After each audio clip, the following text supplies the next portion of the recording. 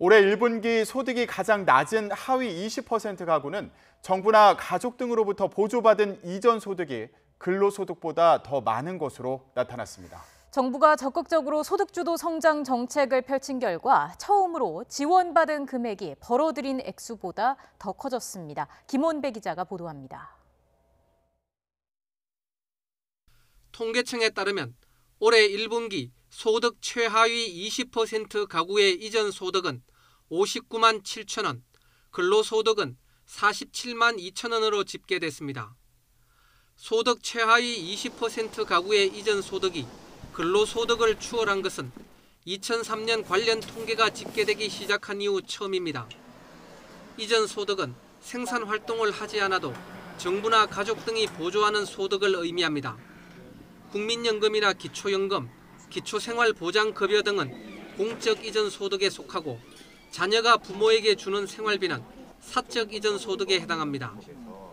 이전 소득이 근로소득보다 더 많다는 것은 외부로부터 지원받은 돈이 직장을 다니면서 벌어들인 월급보다 더 많다는 의미입니다.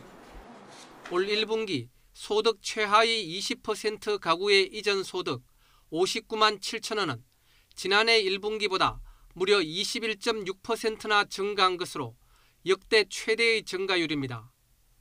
저소득층의 이전 소득이 늘어난 것은 문재인 정부가 역점을 두고 추진 중인 소득주도 성장 정책의 자연스러운 결과라는 것이 전문가들의 해석입니다. 정부는 올해 초 근로장려금의 가구당 최고 금액을 인상하고 청년과 신혼부부의 전세금을 지원하기로 하는 등 저소득층의 소득 기반을 확충하기 위한 정책을 시행 중입니다.